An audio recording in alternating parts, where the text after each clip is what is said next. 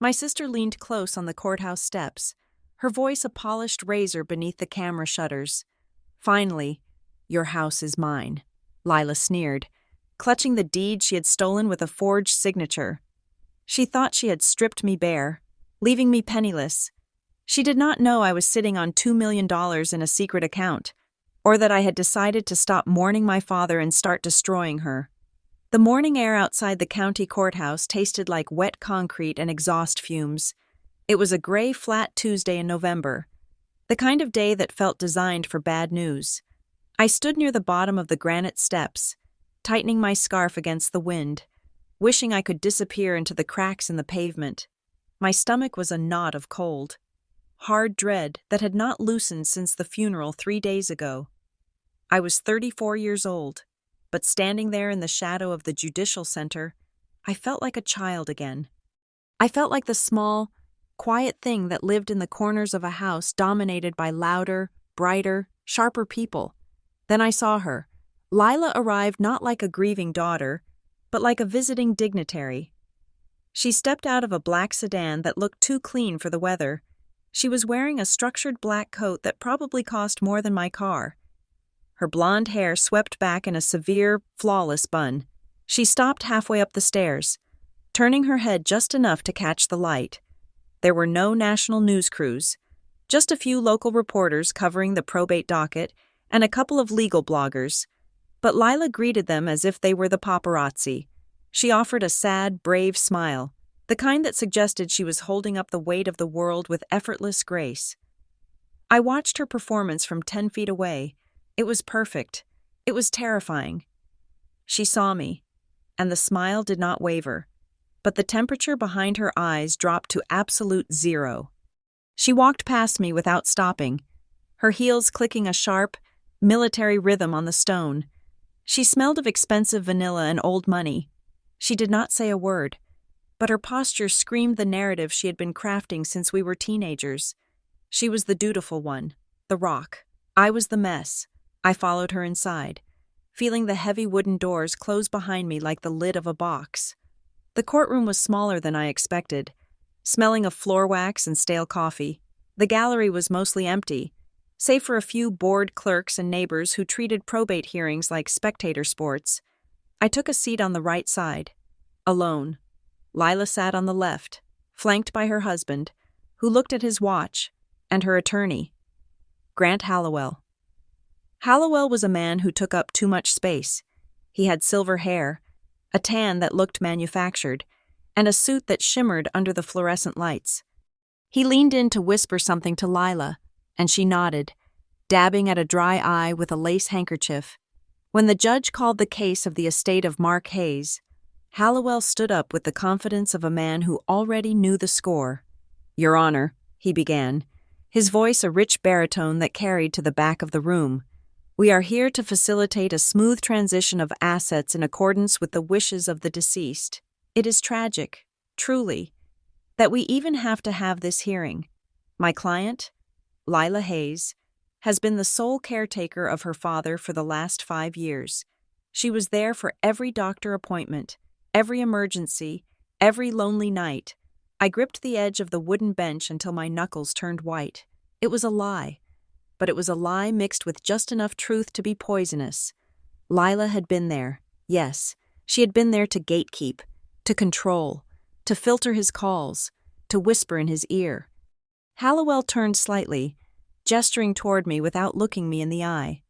And then we have the matter of the younger sister, Eleanor, Ellie, a woman who, by her own admission, has been estranged from the family for the better part of a decade. She clawed her way out. Those were her words, I believe, and never looked back. She abandoned the family structure, now that the property values have appreciated and the hard work is done. She returns. It is a common story, Your Honor.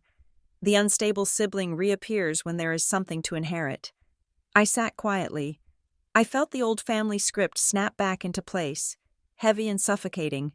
This was how it always went. Lila talked, and the world believed her because she sounded like the world wanted her to sound. She was coherent. She was consistent. I was the flighty one, the artist, the one who left town to find herself and ended up working mid-level management jobs in a city 3 hours away. My attorney, a court-appointed probate specialist named Mr. Henderson, who looked like he had not slept in a week, stood up. He cleared his throat. Your Honor, my client contests the validity of the documents presented by the petitioner. Mr. Hayes had verbal agreements with his daughter Eleanor regarding the estate. The judge, a bald man with glasses perched on the end of his nose, looked bored. Verbal agreements are difficult to enforce against written instruments. Counselor, what do you have? Mr. Henderson shuffled his papers. We are requesting time for discovery. We believe the will presented is recent and contradicts previous drafts. Hallowell smiled. It was a predatory expression. We have more than a will. Your Honor, we have a quitclaim deed, signed and recorded 3 weeks prior to Mr. Hayes's passing, transferring the primary residence solely to Lila Hayes. We also have a notarized affidavit of intent, in which Mark Hayes explicitly states his desire to leave the home to the daughter who, and I quote, stayed. The heir left the room. I looked at Mr. Henderson. He looked down at his file, then back at me. He had not told me about a quitclaim deed. Can I see that? Henderson asked. Hallowell slid a paper across the table. Henderson picked it up, adjusting his glasses. He stared at it for a long time. Then he walked back to me and placed the copy on the table in front of me. It looks airtight. Ellie, he whispered, it is recorded. It has a stamp. The signature looks like his. I looked down at the paper. The black photocopy lines blurred. I saw my father's name, Mark Anthony Hayes, scrawled on the signature line. It was shaky. It looked weak, but it was there. The date on the document was October 14th. October 14th. My mind slammed into reverse, the courtroom dissolving around me. I was back in the house. It was raining, a relentless, cold October rain that lashed against the windows of the den. The house smelled of lavender cleaning spray and the metallic tang of oxygen tanks. Dad was sitting in his recliner, the leather worn smooth where his arms had rested for 20 years. He looked small. The cancer had eaten the man I knew. The robust, laughing carpenter who could lift a transmission block, and left behind a fragile framework of bones and papery skin. I was sitting on the floor by his feet. Lila was gone for the evening, out at a fundraiser, leaving me with a rare 2-hour window of unsupervised time. He was trembling, not from cold, but from a deep, internal vibration that seemed to come from his nervous system failing. He reached out and took my hand. His grip was surprisingly strong, a ghost of his old strength. Ellie, he rasped. His voice was wet. I am here, Dad. You have to watch her, he said. I frowned, squeezing his hand. Watch who? The nurse? No. He closed his eyes, his breathing hitching. Lila. Dad. Lila is taking care of everything. You do not need to worry. He opened his eyes, and the clarity in them terrified me. It was not the confusion of medication. It was the sharp, panicked lucidity of a man running out of time. She is moving things, he whispered. Papers. She brings me papers when I'm tired. She talks so fast. She says it is for the insurance. She says it is for the taxes. I felt a chill that had nothing to do with the drafty window. Did you sign anything? I do not know, he said, and a tear leaked from the corner of his eye, tracking through the stubble on his cheek. I get so confused. She tells me I already agreed to it. She tells me I'm forgetting. But I remember I wanted you to have the shop. I wanted you to have your share. It is okay. I soothed him, though my heart was hammering against my ribs. We will sort it out. I will look at the papers tomorrow. He pulled my hand closer, pressing it against his chest. Don't let her rewrite me. Ellie, that is what she does. She rewrites history until she is the hero and everyone else is a villain. Don't let her do it to me. I promise. I said, but I left the next morning. I had to go back to work. I had to go back to my life. I thought I had time. I thought I could come back the next weekend and look for the papers. I was wrong. He died 4 days later. Ms. Hayes? The judge's voice snapped me back to the present. I blinked. the fluorescent light stinging my eyes. Yes. Do you have any evidence to contest the validity of this deed today? I looked at Henderson. He shook his head slightly.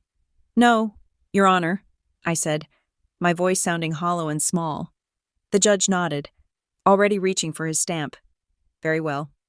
Based on the documentation provided, specifically the recorded quitclaim deed which appears to be in order, I am issuing an initial order granting Lila Hayes temporary possession and administrative control of the property pending a full evidentiary review. We will set a date for 6 weeks from now to hear any challenges. But Ms.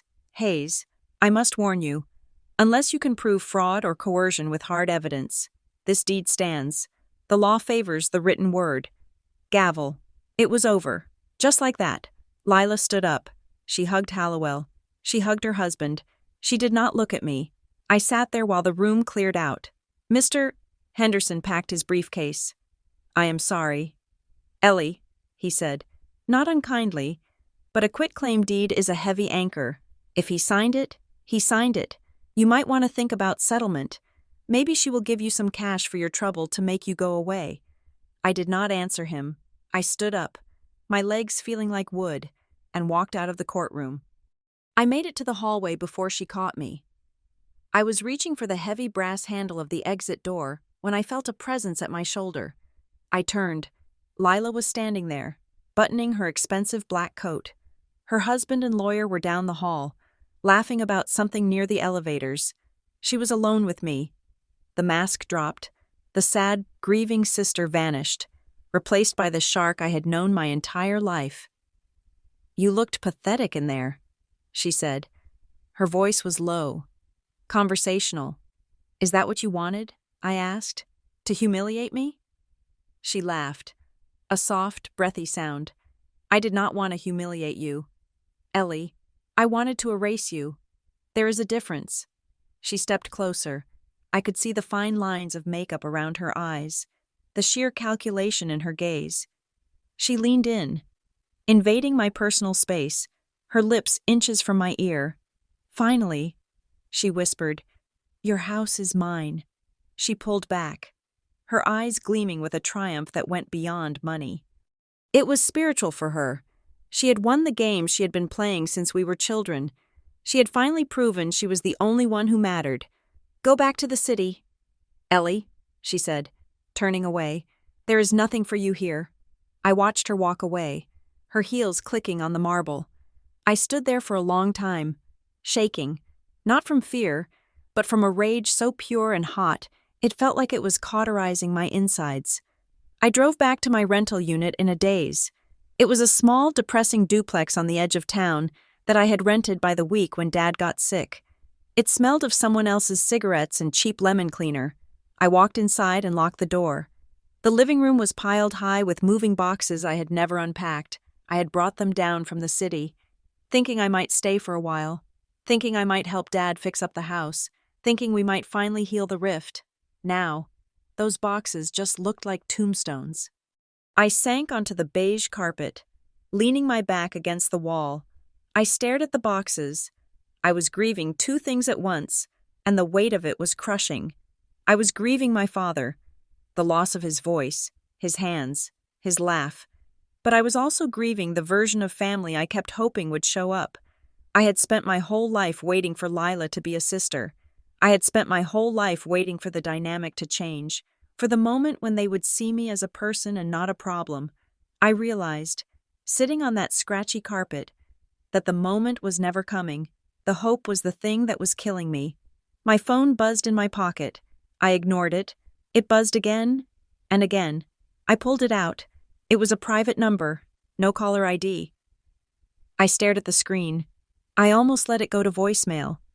But something, some instinct born of the adrenaline still coursing through my veins, made me answer. Hello? My voice was cracked. Is this Eleanor Hayes? The voice was female, older, raspy. It sounded like a smoker's voice. Yes. Who is this? I was in the courtroom today, the voice said. I used to work at the county recorder's office. I retired last year. I sat up straighter. Okay. I saw who was representing your sister. Grant Hallowell. Yes. I said, Listen to me, the woman said. Her voice dropped lower. I am not going to give you my name, but I know how Hallowell operates. I saw documents come through that office for years with his firm's letterhead. He has friends in the right places. The clerks, the notaries. Things get rushed. Timestamps get fudged. What are you telling me? I asked, my hand gripping the phone tight. I am telling you that deed was recorded at 4:55 in the afternoon on a Friday.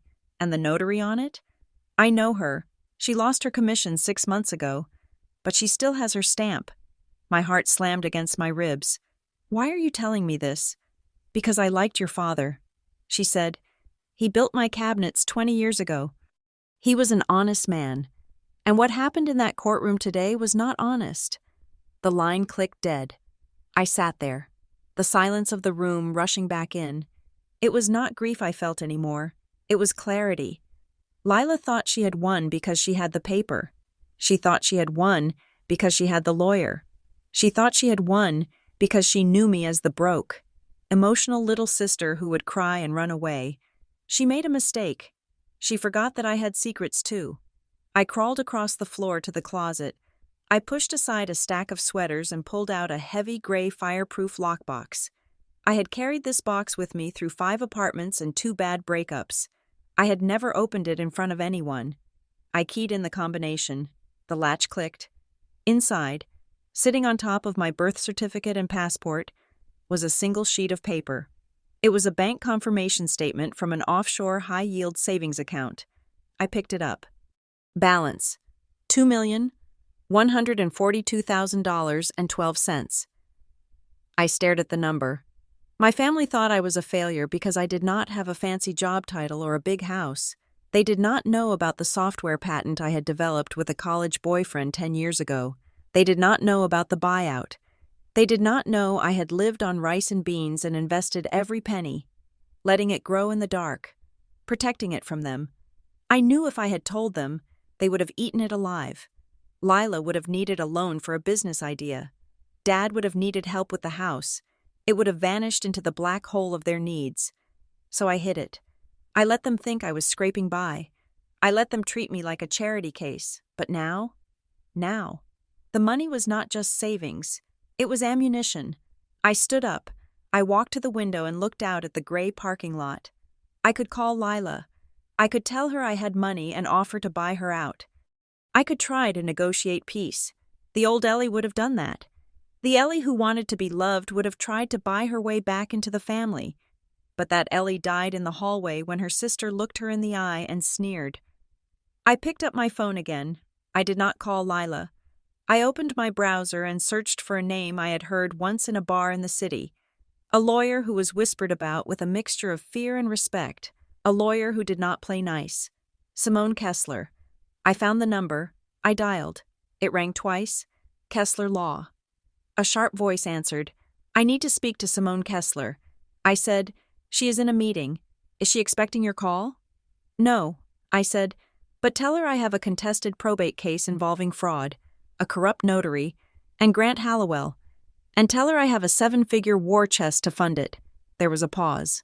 A long one. Hold on, the receptionist said. 30 seconds later, a new voice came on the line. It was low, smooth, and sounded like sandpaper wrapped in silk. This is Simone Kessler. Talk to me. I took a deep breath. I looked at the bank statement in my hand. I looked at the rain falling outside. I want to hire you. I said, what is the goal? Kessler asked. Settlement? Reconciliation? I closed my eyes. I saw Lila's face. I saw the way she looked at me on the stairs. I heard my father's voice begging me not to let her rewrite him. I want to win. I said, my voice steady for the first time in weeks, and I don't care if she hates me forever. The office of Simone Kessler was not designed to comfort the grieving. It was designed to intimidate the opposition. Located on the 14th floor of a glass tower in the financial district, it smelled of chilled air, expensive espresso, and the sharp, chemical tang of fresh printer toner. There were no warm mahogany bookshelves or soft lighting. Everything was chrome, glass, and aggressive shades of gray. I sat in a chair that looked like a piece of modern art, and felt like a torture device. Across from me, Simone Kessler sat behind a desk that was completely empty except for a laptop and the file I had brought her. She was smaller than I expected, perhaps in her late 40s, with hair cut into a razor-sharp bob that swung like a curtain of black silk when she moved. She did not offer me coffee. She did not offer me condolences. She opened the file folder, her eyes scanning the pages with a terrifying speed. "So," she said, not looking up, "you are the sister who left. And now you are the sister who wants to burn the house down. I want what is fair." I said. Simone stopped reading and looked at me. Her eyes were a pale, icy blue. "Do not waste my time with words like fair. Ellie, fair is a fairy tale parents tell their children to get them to share toys. In this room, we deal in leverage, documentation, and statutes. You told me on the phone that you have a war chest. Is that true?" I nodded. "Yes." "Liquid?" "Yes." "Good. Because Grant Hallowell is expensive. But he is also lazy. He relies on momentum and the fact that most people run out of money before they run out of anger. If you have the endurance, we can bleed him. But before I take your retainer, I need to know exactly how much you hate your sister." The question hung in the cold air. "I don't hate her," I said quietly. "I just want her to stop winning just because she is willing to lie." Simone tapped a pen against the glass desktop. "That will do. Now, walk me through the timeline. Do not give me the emotional version. I do not care how your father felt about your childhood. I want dates. I want names. I want to know who was in the room." I took a breath and began to lay it out. I told her about the last night I saw my father. October 14th. I told her about the trembling in his hands, the way he spoke about Lila rewriting him. I told her about the funeral, the way Hallowell had swept in, and the hearing where the quitclaim deed appeared like a magic trick. Simone took notes on a yellow legal pad, her handwriting jagged and precise. She stopped me when I mentioned the notary. "Who was it?" she asked. I squinted, trying to remember the name on the photocopy Henderson had shown me. "Sarah. Sarah Jenkins?" "No." "Jensen? Sarah Jensen." Simone typed something into her laptop. She frowned. "Sarah Jensen, commission number ending in 442? "I think so." Simone spun the laptop around so I could see the screen. It was a state database page. Sarah Jensen's commission was revoked in August. Simone said, her voice flat. She was caught notarizing documents without the signers present for a used car dealership in the county south of here. If she stamped your father's deed in October, that stamp is as worthless as a distinct napkin. A surge of adrenaline shot through me. "Does that mean we win?" Simone laughed, a dry, humorless sound. "No, it means we have a loose thread. A revoked commission doesn't automatically invalidate the deed if they can prove your father actually signed it, and they just made a procedural error. They will argue it was a clerical mistake, a good faith error, but it gives us a place to stick the knife." She turned the laptop back and continued scrolling. "And this affidavit," she muttered, "the one where he supposedly explains why he is cutting you out. Look at the witness address." She pushed the paper across the desk. I looked at the line below the witness signature. A man named Thomas R. Clark. The address was 4500 Orchard Road, Suite 200. "It looks like an office building." I said, "It is a UPS store." Simone said, "I know that address. I had a client try to use it for a shell company last year. Thomas E.R. Clark lives in a mailbox. Ellie, which means Thomas R. Clark probably doesn't exist, or he is a paid signature who doesn't want to be found." She leaned back in her chair, steepling her fingers. "This is sloppy," she said, almost to herself. "Hallowell usually covers his tracks better than this. He must have been in a rush, or he thought you were too broke to check." "He knew I was broke," I said, correcting myself. "He thought I was broke." Simone looked at me, a flicker of respect in her eyes. "Right, the secret millions." She closed the file. "I will take the case, but I'm warning you now.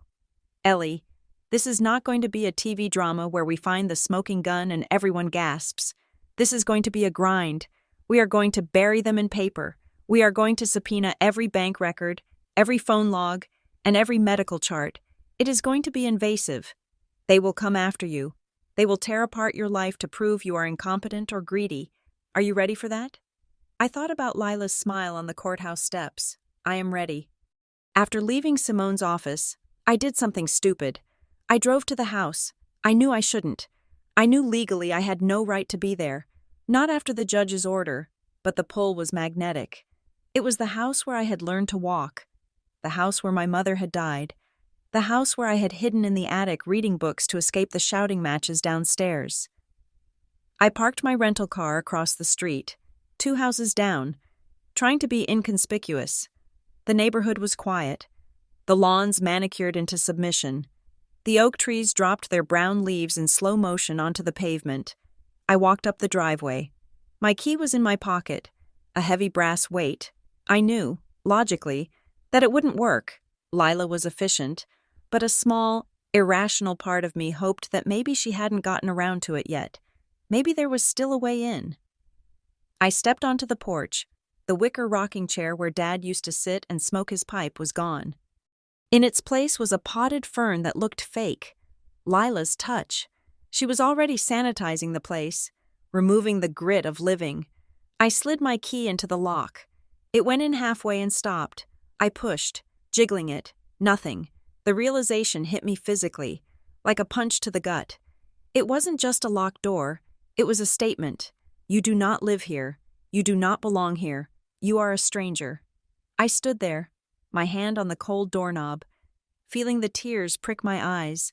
I fought them back. I would not cry on this porch. Hello? Ellie? The voice came from the sidewalk. I froze.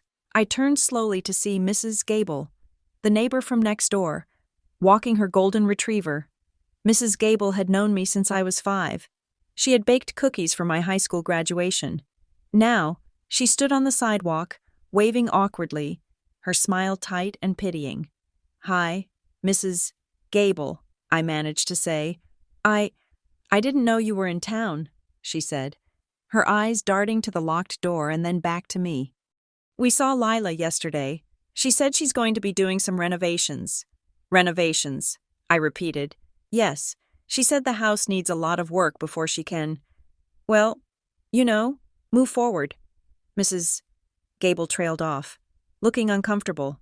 She knew, everyone knew, Lila had probably told the entire street that I was the unstable sister who had been cut out of the will.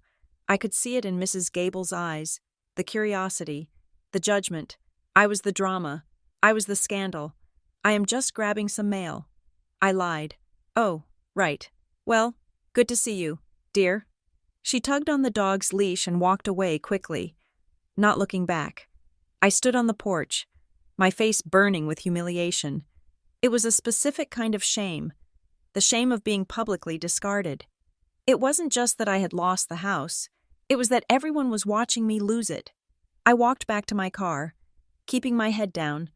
I felt like a criminal at the scene of a crime, except the crime was my own existence. I needed allies. And I knew there was only one person in my father's life who Lila couldn't charm or intimidate. Dean Mercer had been my father's accountant for 30 years. He operated out of a small, wood-paneled office above a bakery on 4th Street. He was a man of few words and strict routines. I called him from the car. He agreed to meet me at a diner on the edge of town, away from the prying eyes of the country club set where Lila socialized. Dean was sitting in a booth when I arrived, nursing a black coffee. He looked older than I remembered, his hair completely white, his shoulders stooped, but his eyes were sharp behind his wire-rimmed glasses. Ellie, he said, nodding as I slid into the booth opposite him. You look like hell. Thanks. Dean, I feel like hell. He pushed a menu toward me, but I shook my head. I need to know about the money. Dean, I need to know what happened in the last 6 months. Dean sighed, wrapping his hands around the warm mug. He looked around the diner to make sure no one was listening. Your father was a stubborn man. Ellie, you know that. He didn't like to talk about his decline, but he knew things weren't right. About 4 months ago, he started calling me. He was confused.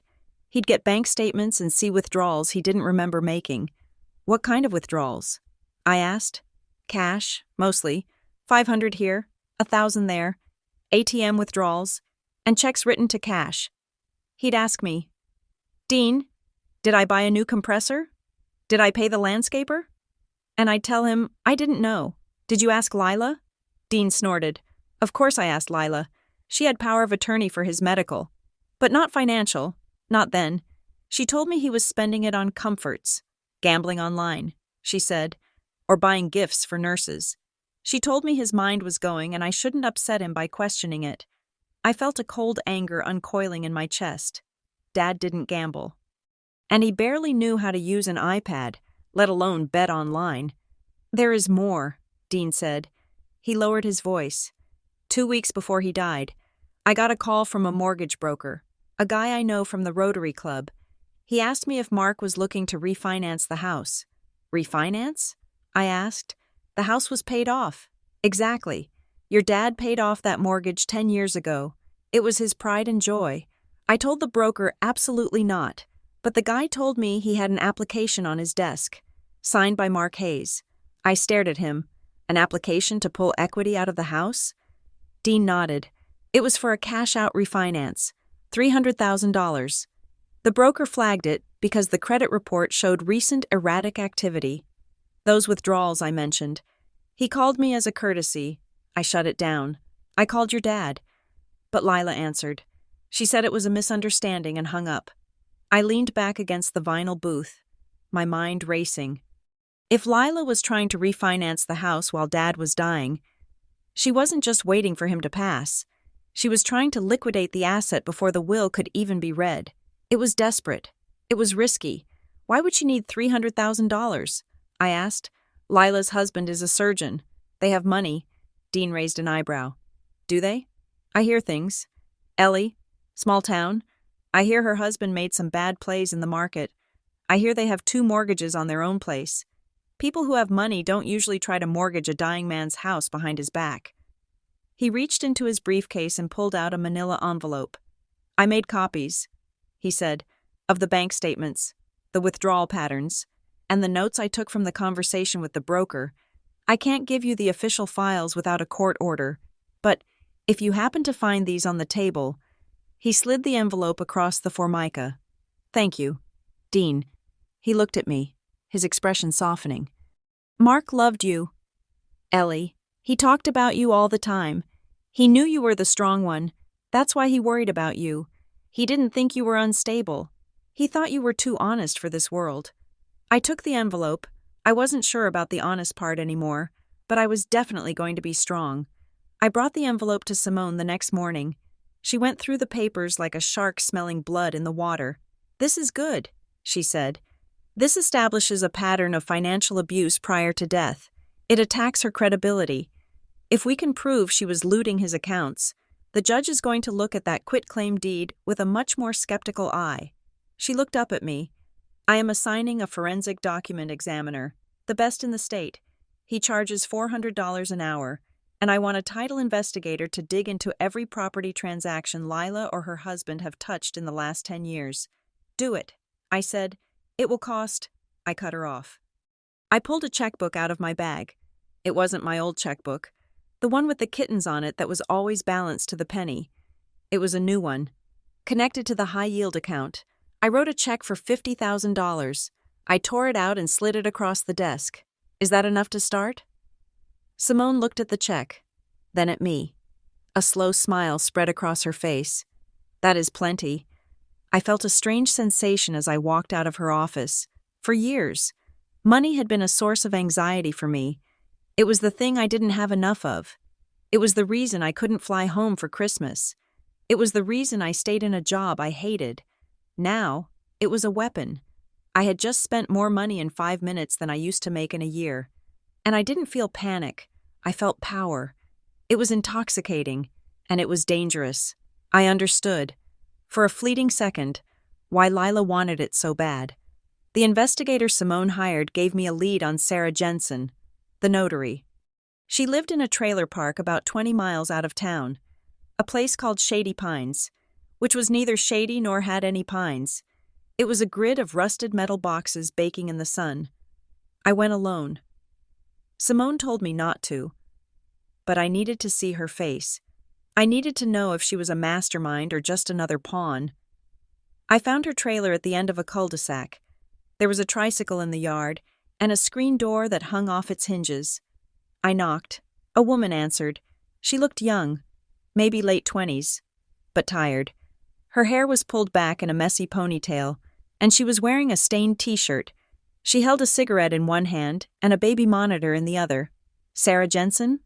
She looked me up and down, her eyes narrowing. Who's asking? My name is Ellie Hayes. You notarized a deed for my father, Mark Hayes, on October 14th.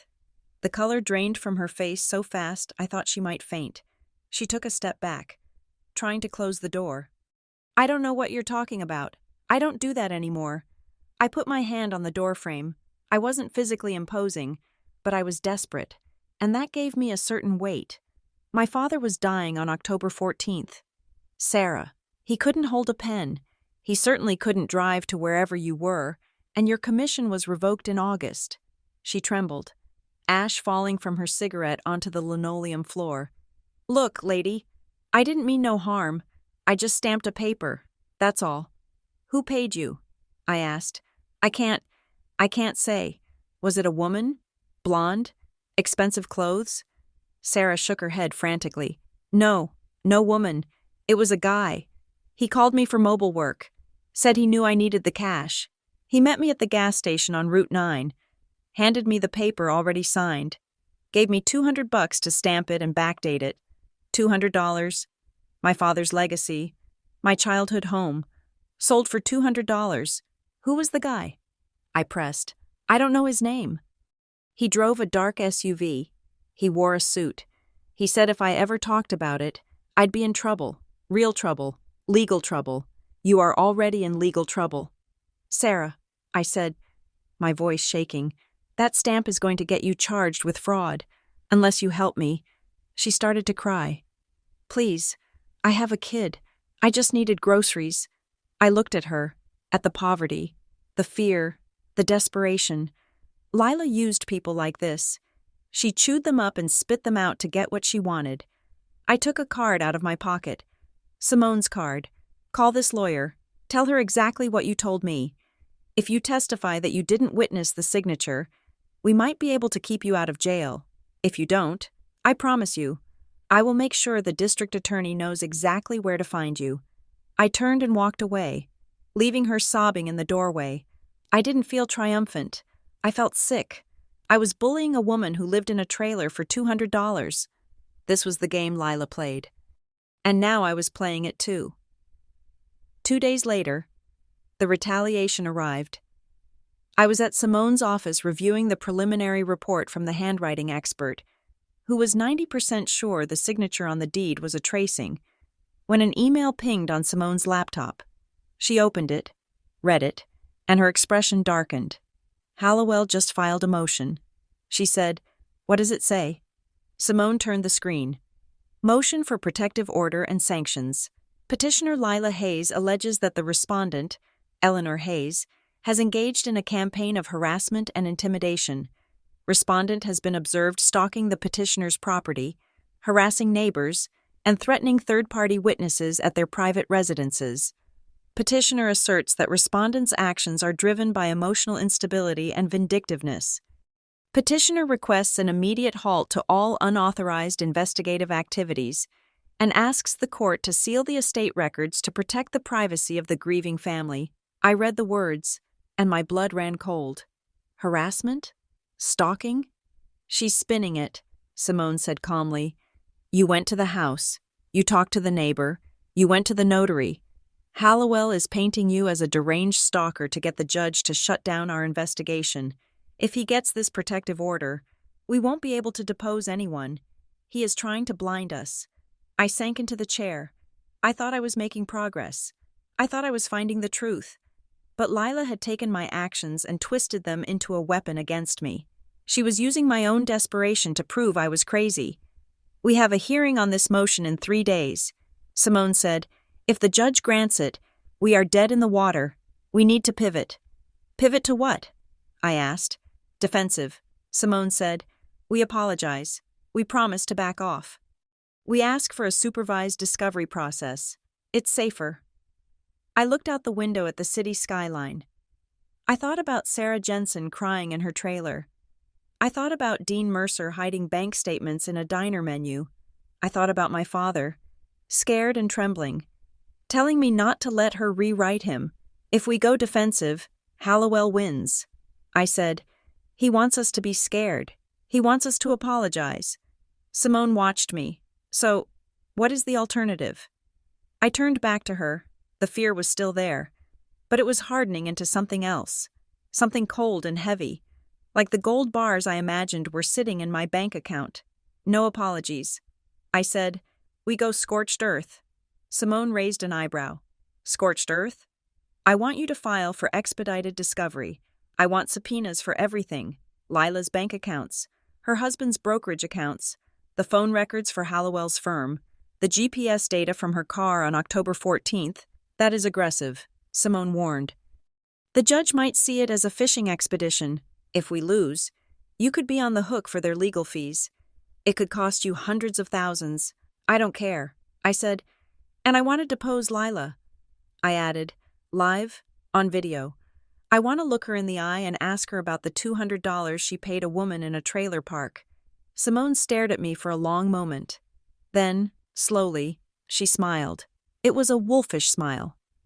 Okay, Ellie.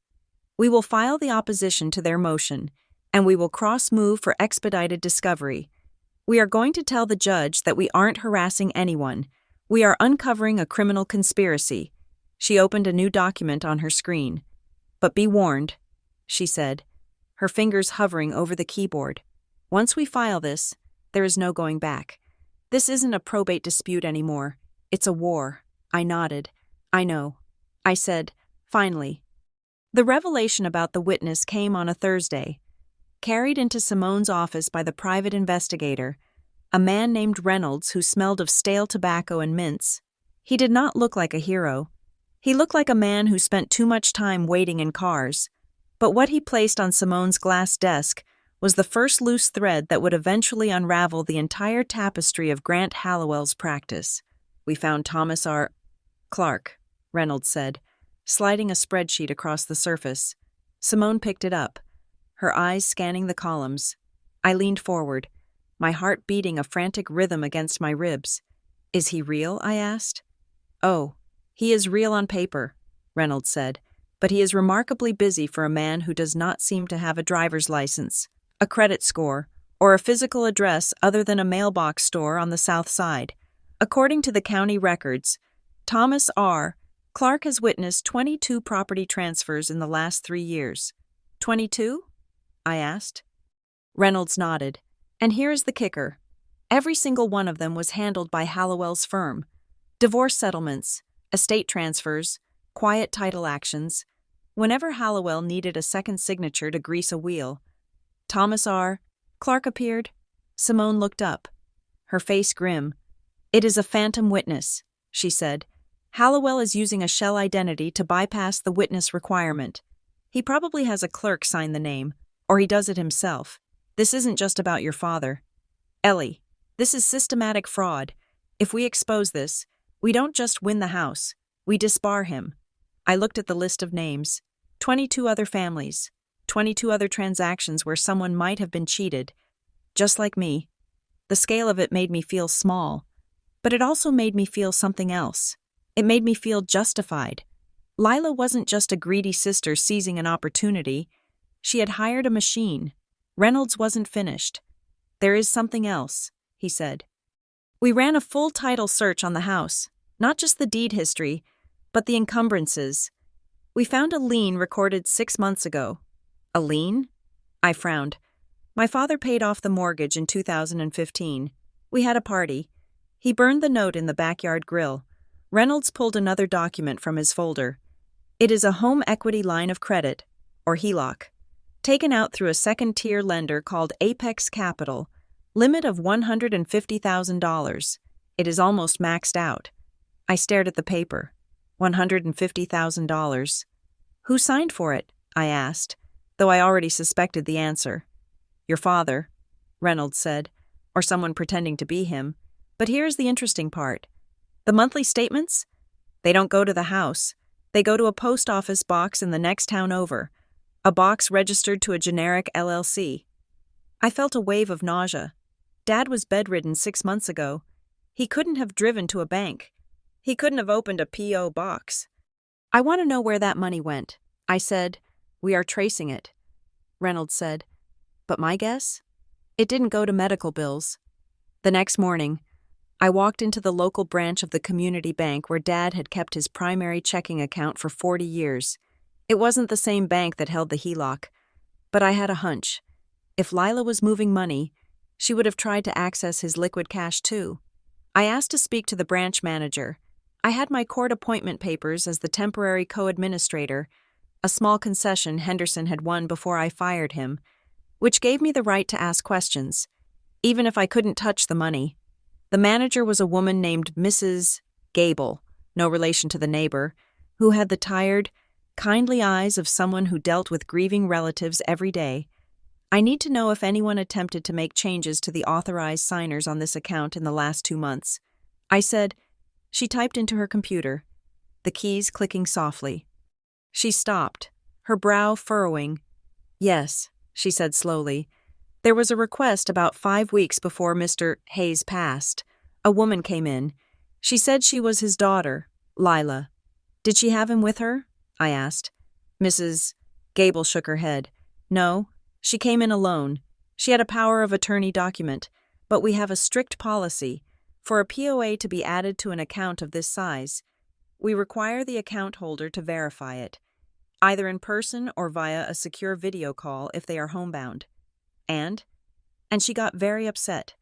Mrs. Gable said, she said he was too sick to talk. She said we were obstructing his care. She tried to present a secondary ID for him, a passport, but the passport was expired. I felt a chill. Dad's passport had been in the firebox. The firebox that was now in my closet. Lila must have rummaged through the house looking for it, found the old one in a drawer, and hoped the bank wouldn't notice the date. "What happened?" I asked. I refused. Mrs. Gable said, "Gable." I told her I would need to send a notary from the bank to the house to confirm his intent. She left. She said she would come back, but she never did. She never did because she knew Dad would never agree to it. I thanked Mrs. Gable and walked out into the bright, blinding sunlight of the parking lot. Lila had tried to rob him while he was still breathing. She had tried to leverage the house. She had tried to drain the accounts, and when the legitimate system stopped her, when the bank said no, she went to Hallowell. She went to the people who didn't say no. I sat in my car, gripping the steering wheel. I thought about the HELOC, $150,000 of debt sitting on my father's house, debt that Lila had likely siphoned off into her own accounts or used to pay off her husband's bad investments. If I won the lawsuit, I would inherit that debt. The house would come with a mortgage I didn't create, unless... The idea came to me fully formed, sharp and cold as a knife. I pulled out my phone and called Simone. "The HELOC." I said, "Who holds the note?" "Apex Capital." Simone answered, "Why?" "Apex is a subprime lender." I said, "They bundle debt. They sell bad paper all the time. If the payments are behind, and I bet they are, since Dad died, they might be looking to offload it." "Ellie, where are you going with this?" "I have $2 million. "Simone, I don't just want to fight Lila in court. I want to own the ground she is standing on. I want to buy the note." There was a long silence on the other end of the line. "You want to buy the debt on your own father's house?" Simone asked. "I want to buy the leverage," I corrected. "If I own the note, I am the creditor. If Lila is the legal owner of the house right now, which the court says she is, then she is responsible for the payments. And if she doesn't pay, you foreclose." Simone finished. "Exactly. It is aggressive," Simone said. "And it is complicated. You can't do it in your own name. If Lila finds out you are the lender, she will cry foul. She will claim you are manufacturing a default. So we use an intermediary." I said, "A shell company. You set it up. I fund it. We approach Apex and offer to buy the non-performing note at par or a slight discount. They get the bad debt off their books. I get the control. Simone let out a low whistle. This is lawful. Ellie. But you need to understand what you're doing. You are essentially setting a bear trap in your own living room. If the fraud case takes too long, you might have to foreclose on the estate. You would be evicting your sister from a house you claim is yours. It is morally radioactive. If a jury sees this, they might not see a victim fighting for justice. They might see a predator. I looked at the bank building in the rearview mirror. I thought about Lila screaming at Mrs. Gable, trying to steal an old man's savings while he lay dying in the dark. Moral lectures didn't stop her. Simone, I said, she stole his life. She stole his peace. Now she wants the house? Fine.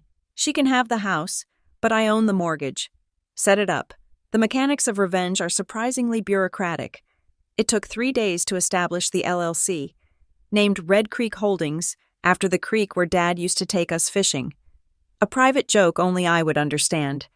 It took another 4 days for Simone's contact to negotiate with Apex Capital. As I suspected, the note was in default. No payments had been made for 3 months. Apex was happy to sell the paper for 90 cents on the dollar to an anonymous investor rather than deal with a messy probate foreclosure. I wired $135,000 from my offshore account to Red Creek Holdings. 2 hours later, Red Creek Holdings bought the note. I was now the bank. That night, I met Maren Doyle for drinks. Maren was the only friend from high school I had kept in touch with. She was a nurse, practical and blunt, with a tolerance for trauma that rivaled my own. We met at a dive bar on the edge of town, the kind of place where the neon signs buzzed and the peanuts were stale. You look tired, Maren said, sliding a beer across the sticky table toward me. I am tired, I said, but I am winning. I told her about the witness. I told her about the notary. And then, lowering my voice, I told her about the HELOC. Maren listened, her eyes widening. So wait, she said, you own the mortgage? Does Lila know? No. I said, she thinks she is ignoring bills from some faceless company.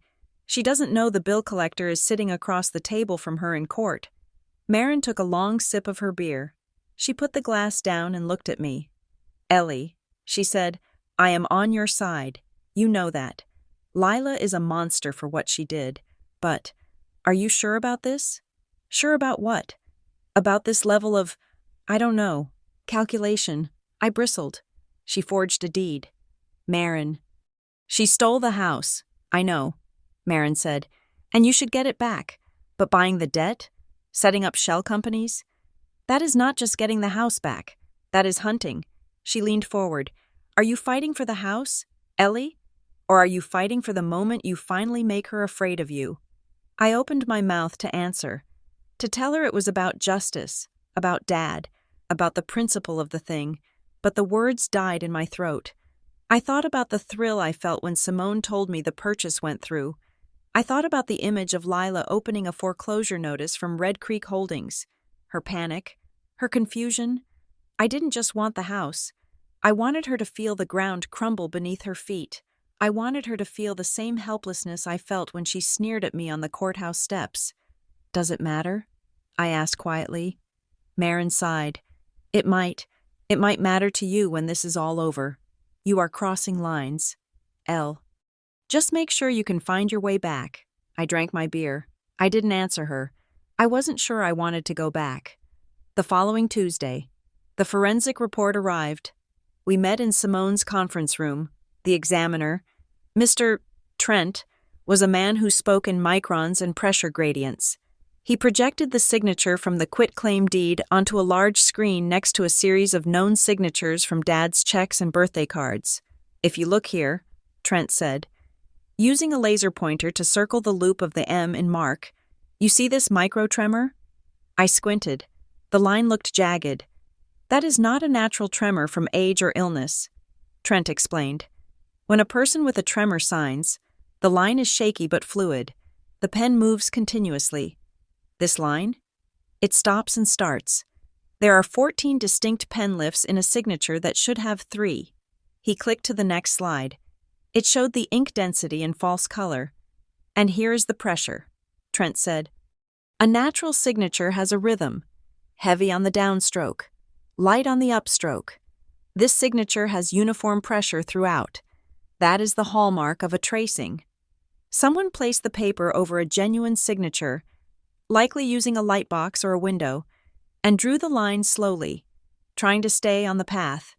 That is why they had to lift the pen so often. They were checking their work. I stared at the screen. The science of it stripped away any remaining doubt. It wasn't just a suspicion, it was a fact. Lila, or someone she hired, had sat down and traced my father's name while he was dying or dead. It is a forgery, Trent concluded. A clumsy one, but a forgery nonetheless. I am prepared to testify to that effect. Simone looked at me. This is the hammer. Ellie, with the witness fraud, the notary's recanted statement, and now this forensic proof. We have enough to blow the case wide open. But we need to be strategic, she added. If we drop this all at once, Hallowell might try to cut a deal. He might claim he was duped by Lila. He will throw her under the bus to save his license. Let him. I said, I want them both. I went home that night feeling a strange mixture of vindication and hollowness. I had the proof. I had the money. I had the strategy. But the house was still empty. Dad was still gone. I couldn't sleep. I paced the small rental apartment, the shadows stretching long across the floor. I ended up sitting on the floor of the closet, the firebox open in front of me. I started going through the digital archives I had saved from Dad's old phone after he died. I had backed up his cloud account to a hard drive, terrified of losing the photos, the videos of him blowing out candles, the mundane evidence of his life. I plugged the drive into my laptop. I scrolled through the folders, photos, medical, receipts, and then a folder labeled Voice Memos. I clicked it. There were dozens of files. Most were accidental recordings, pocket dials where you could hear the rustle of fabric or the car radio, but there was one dated October 12th, 2 days before the alleged deed signing, 2 days before the perfect paperwork was created. I put on my headphones. I clicked play. There was a hiss of static, then heavy breathing. It sounded like he was holding the phone close to his face. Ellie? His voice was weak, barely a whisper. I closed my eyes, tears instantly hot on my cheeks. I don't know if I'm working this thing right. I wanted to leave a message. In case. A pause, a cough that sounded wet and painful. Lila was here again. She brought the lawyer, the one with the loud voice. They were talking about the house. They think I'm asleep. I'm not asleep. I held my breath. They kept asking me to sign. I told them no. I told them the house is for both of you. I told them... He stopped. I could hear him shifting in the bed. If anything happens, Elle, don't trust what she puts in writing. She's desperate. I can see it in her eyes. She thinks she's owed. She thinks because she stayed. She owns me. But you're the one who never asked for anything. The voice cracked. I love you, kiddo. Don't let them take it. Don't let them. The recording cut off. I sat there in the dark, the silence deafening. He knew. He knew what they were doing. He died knowing his own daughter was plotting to rob him. The grief that had been a dull ache flared into a sharp, agonizing pain. But beneath the pain, something else snapped into place. It was the final steel beam in the structure I was building. I wasn't just fighting for a house. I was fighting for him. I was the only person left who could stand up for Mark Hayes. I wiped my face. I opened my email. I typed a message to Simone. Subject: the nuclear option. Simone: I found a recording. Dad confirms he refused to sign. He confirms Hallowell was there pressuring him. I am done waiting. File the complaint with the State Notary Authority. File the professional conduct inquiry against Hallowell with the Bar Association. Attach the forensic report. Attach the witness list. Attach everything. Burn it down. I hit send. I knew what this meant. This wasn't just a lawsuit anymore. Filing a bar complaint against a powerful lawyer like Hallowell was a declaration of war. He would come after me with everything he had. He would sue me for defamation. He would try to destroy my reputation. Lila would play the victim to the press. Let them come. I had the truth. I had the money, and I had the voice of a dead man telling me to fight. I closed the laptop. I didn't sleep, but for the first time in weeks, I didn't feel afraid. I felt ready.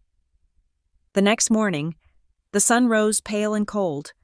I drank my coffee, dressed in my sharpest suit, a dark navy that Simone had approved, and drove to her office to sign the affidavits.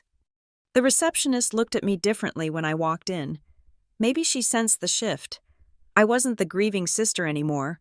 I was the plaintiff. Simone met me at the door of the conference room. She had the documents laid out. The stacks were thick. "Are you sure?" she asked. "Once I courier these to the state board, Hallowell gets notified within 48 hours. He will know we are trying to strip his license."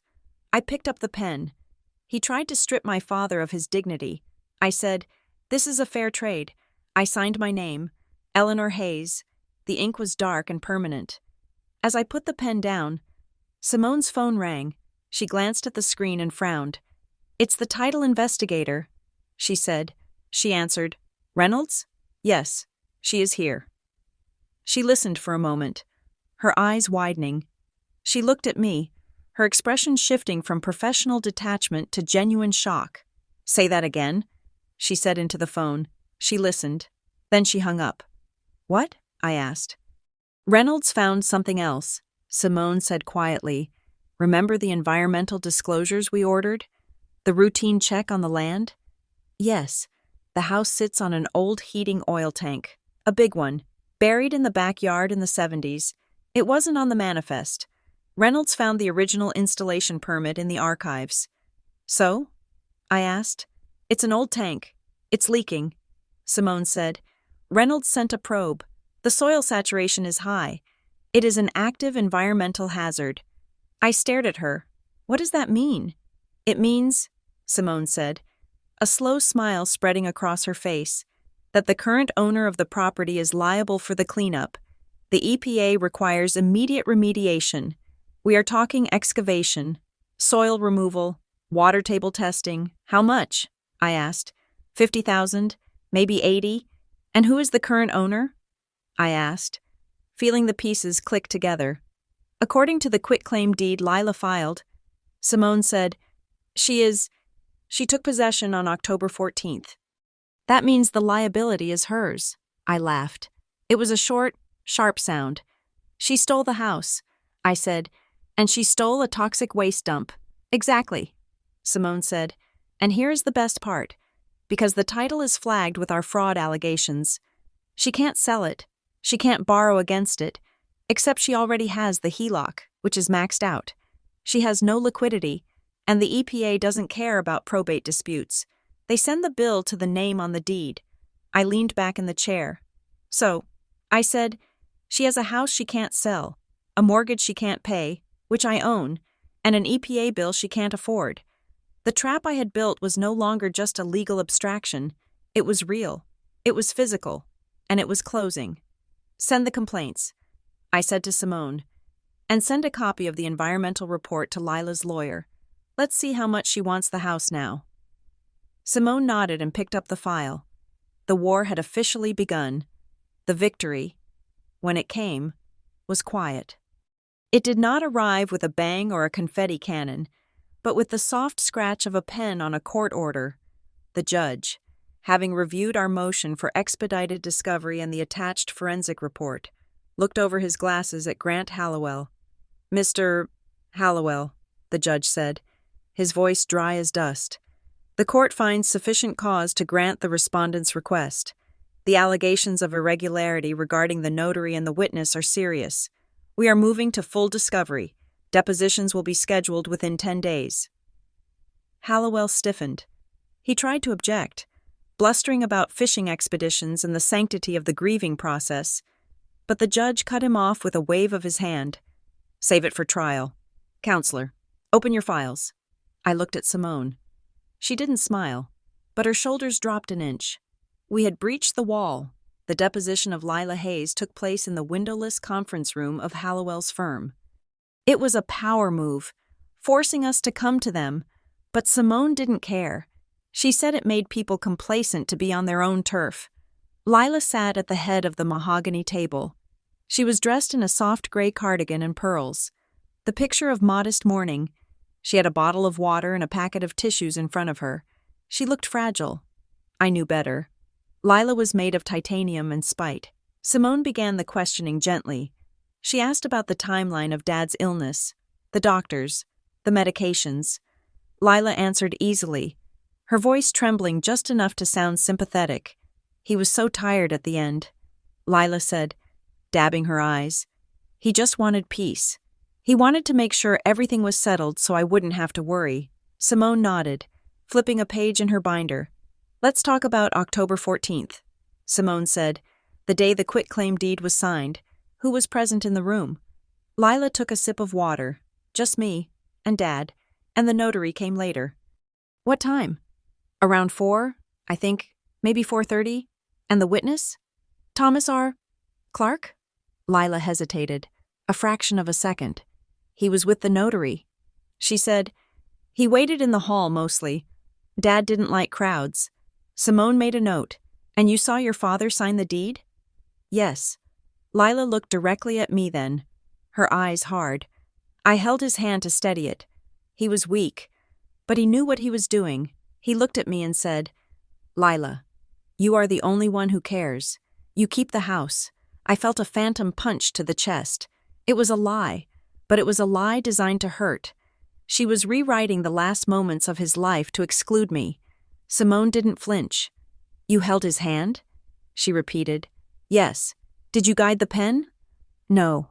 I just supported his wrist. Simone pulled out the forensic report. She slid a photo across the table. It was the magnified image of the signature, showing the unnatural stops and starts, the uniform pressure, Ms. Hayes. Our expert indicates this signature shows evidence of tracing.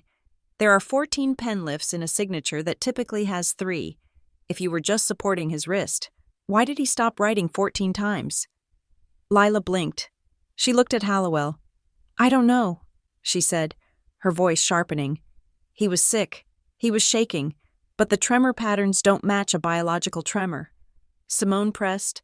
They match a mechanical stop and start, like someone checking their work. He signed it, Lila snapped. Dropping the facade of the grieving daughter, why can't you just accept that he didn't want you to have it? Hallowell intervened, asked and answered. Move on. Simone moved on. But she kept circling. She asked about the notary. She asked why the notary had later denied being there. Lila claimed the notary was lying, probably bribed by me. She asked about the bank account access. Lila claimed she was just trying to pay bills, but the cracks were there. When asked about the specific time the notary arrived, Lila said 4:30. When Simone pointed out the deed was recorded at 4:55, a 20-minute drive away, Lila stuttered. Maybe it was earlier. She said, I didn't look at the clock. I was grieving my father. She was performing. But for the first time, I saw the fear behind the performance. She wasn't used to being questioned. She was used to being believed. The counterstrike came 3 days later. In the discovery exchange, I had to turn over my own financial records. It was mandatory. Hallowell had demanded a full accounting of my assets to support his theory that I was suing for financial gain. I sat in Simone's office as we prepared the disclosure. They are going to see the account. I said. Simone nodded. They are, and they are going to use it. When Hallowell saw the balance, $2,140,000, he didn't just use it. He weaponized it. He filed a supplementary brief characterizing me not as a concerned daughter, but as a predator. Respondent Eleanor Hayes is a woman of substantial secret wealth. The brief read, she concealed over $2 million from her dying father and struggling family. Now, despite having ample resources to purchase her own property, she is harassing her sister for a modest family home out of pure spite. Her motivation is not financial necessity, but greed and emotional retribution. It stung because it touched on the guilt I had carried for years. I had hidden the money. I had let them struggle while I watched my savings grow. I felt exposed. I felt like the bad guy. In the next hearing, Hallowell stood up and pointed a finger at me. Your Honor, this woman is a millionaire. She could buy 10 houses in this county.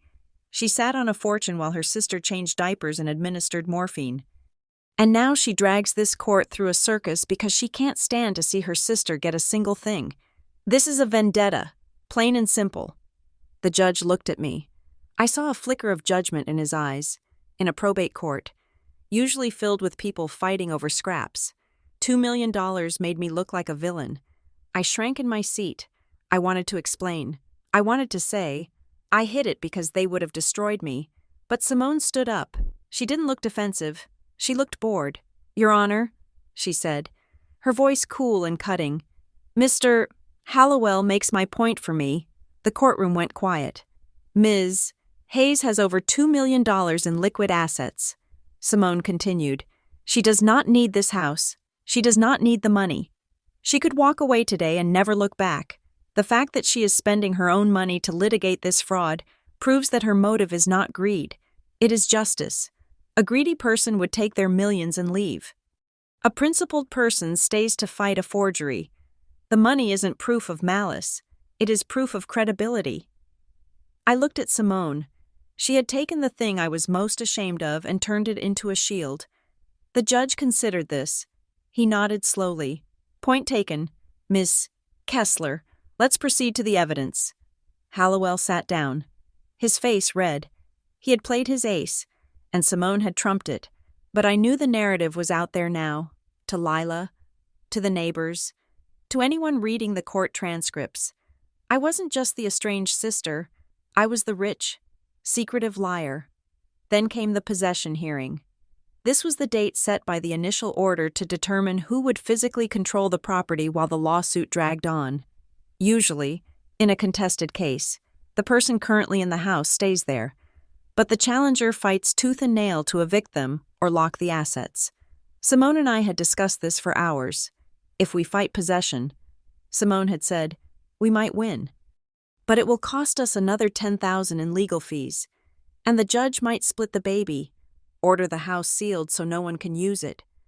I had shaken my head. "No," I said, "I don't want it sealed." "What do you want?" Simone asked. "I want her to have it, now, in the courtroom." The moment arrived. The judge looked at the docket. "We are here to determine temporary possession of the residence at 420 Maple Drive. Mr. Hallowell, your client is currently in possession?" "Yes, Your Honor." Hallowell said, "Ms. Hayes has been maintaining the property, paying the utilities, and securing the premises. We ask that she remain in full possession." The judge turned to Simone. "Ms. Kessler, do you object?" Hallowell braced himself for a fight. Lila looked at me, her chin raised, ready for me to scream and cry. Simone stood up. "No objection." "Your Honor?" The silence in the room was absolute. Hallowell blinked. Lila's mouth opened slightly. Even the judge looked surprised. "No objection?" The judge repeated. "You are aware this grants the petitioner full access and responsibility for the property?" "We are aware," Simone said, "until the fraud is proven and the deed is invalidated. We acknowledge that the paper record currently favors the petitioner. We will not waste the court's time fighting over keys. Let her have the house." Hallowell looked suspicious. He leaned over to whisper to Lila. She looked confused, then triumphant. She thought I had given up. She thought I had run out of fight. "So ordered." The judge said, banging the gavel, "Lila Hayes retains possession." As we packed up our bags, Lila walked past me. "You are finally using your brain." "Ellie," she whispered, "you know you can't win." I looked at her. I didn't look angry. I looked tired. "It's all yours." "Lila," I said softly. I walked out of the courtroom, my heart pounding. It wasn't surrender. It was the bait. Simone walked beside me to the parking lot. "You are cold." "Ellie," she said, but there was admiration in her voice. "She wanted the house," I said, unlocking my car. "I just gave it to her. Now she has to carry it. Let her pick it up. Let it be heavy." The weight dropped 3 days later. It started with the HELOC. I was sitting in my rental apartment, tracking the certified mail delivery on my laptop. Red Creek Holdings, the shell company I funded, had issued a formal notice of default and acceleration to the estate of Mark Hayes and the current possessor of the property. Because I now owned the debt, I controlled the timeline. The note was 90 days past due. The contract allowed for immediate acceleration of the full balance, $150,000, plus penalties and interest. The letter was delivered to the house at 10 Honquaye. At 11 Honquaye. Simone called me. She just called her lawyer. Simone said, "Hallowell is blowing up my phone. He says there is a mistake. He says they didn't know about the lien." "They know now," I said. "He is asking for a payoff statement." Simone said, "He says they will refinance and clear it." "Good luck with that." I said, "This was the second part of the trap." Lila assumed she could just go to a bank, get a new mortgage on the house she now owned, and pay off the old debts. She assumed the house was a piggy bank she could smash open, but a house involved in a fraud lawsuit is not a piggy bank. It is a radioactive asset. 2 days later, the reports started coming back to us through the title investigator. Lila had applied to 3 different local lenders. All 3 had denied her. The reason was simple. Lis pendens. The moment we filed the lawsuit challenging the deed, a notice was recorded on the title. It was a giant red flag waving to every bank in the world. Ownership of this property is in dispute. No bank would lend money on a house that might belong to someone else next month. Lila was trapped. She had the house, she had the keys, and now she had a demand for $150,000 due immediately, with no way to raise the cash. But I wasn't done. The environmental report was the final stone in the backpack I had strapped to her. Because Lila had fought so hard to be recognized as the legal owner in possession, she was now the responsible party under state environmental codes. Simone sent the report from the soil testing, the leaking oil tank, to the State Department of Environmental Protection, as required by law, and she sent a copy to Hallowell. The letter from the state arrived on a Friday. I didn't see it, but I could imagine it. Notice of violation, immediate remediation required, excavation of soil, removal of tank, estimated cost, $75,000. If I had been in possession, that bill would be mine. If the estate was still in neutral probate, the estate would pay it. But Lila had claimed the house. She had claimed the asset. Now she had to pay to clean it. Lila was sitting in a house she couldn't sell, couldn't refinance, and couldn't afford to fix. She was bleeding cash. The victory she had smirked about on the courthouse steps was turning into a financial cage, while Lila suffocated under the weight of her prize. My investigator, Reynolds, finally cracked the witness network. He asked me to meet him at a coffee shop near the courthouse. He looked excited, which for Reynolds meant he was smoking his cigarette slightly faster than usual. "I found the link," he said, sliding a tablet across the table. "Thomas R. Clark?" I asked. "Better. I found the guy who is Thomas R. Clark." He tapped the screen. A photo of a man in a rumpled suit leaving a bar. His name is Gary Polson. He is a disbarred paralegal who used to work for Hallowell in the 90s. He runs a document retrieval service now. Basically, he is a professional liar. Hallowell pays him $500 a pop to sign whatever name is needed. "Do we have proof?" I asked. Reynolds grinned. "I have him on video." He played a grainy clip. It showed the man, Gary, sitting in a booth at a diner, talking to a woman who looked like an undercover operative Reynolds had hired. "Yeah, I do overflow work for Hallowell," the man's voice rasped on the recording. "Witness signatures, affidavits, whatever he needs. He keeps me busy." "Do you actually see the people sign?" the woman asked. Gary laughed. "Honey, I don't even leave my house half the time. He faxes it. I sign it. I courier it back. Easy money." I stared at the screen. This was it. This was the smoking gun. It wasn't just my father's deed. It was a criminal enterprise. "This destroys Hallowell." I said, "And it invalidates the deed." Reynolds said, "A witness who wasn't there makes the document void on its face. The judge won't have a choice." I should have felt elated. I should have felt the rush of victory. I had the money, the leverage, the trap, and now the evidence to end it. But as I walked back to my car, the gray sky pressing down on the city, I didn't feel like celebrating. I felt hollow. I drove. I didn't go back to my apartment. I drove out of the city, onto the highway, and took the exit for my hometown. I drove to Maple Drive. It was night. The streetlights cast long, orange pools on the pavement. I parked across the street from the house, just like I had done weeks ago. The house was dark. Lila was probably there, maybe sleeping, maybe sitting in the kitchen staring at the pile of bills I had engineered. I looked at the window of my old bedroom. I remembered the nights I had spent there, whispering with Lila across the hall. We used to make plans. We used to talk about how we would travel the world, how we would open a bakery, how we would never end up like our parents, bitter and tired. I looked at the front porch. I remembered the day Mom died. Lila was 20. I was 14. She held me for 3 hours on that swing. She brushed my hair. She told me we would be okay. Where did that sister go? She had been eaten by resentment. She had been eaten by the narrative that I had abandoned her, that I had it easy, that she was the martyr who deserved payment. And I? What had I been eaten by? I looked at my hands on the steering wheel. These hands had signed checks to buy debt.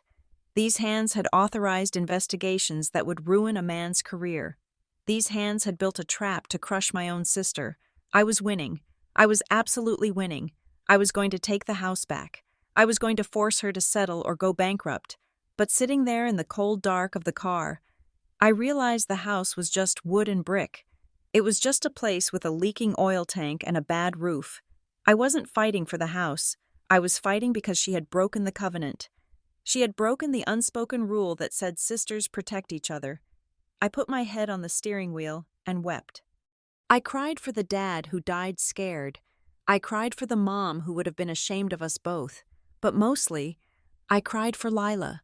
I grieved her like she was dead, because the person in that house wasn't my sister anymore. She was just an opponent, and I was just a plaintiff.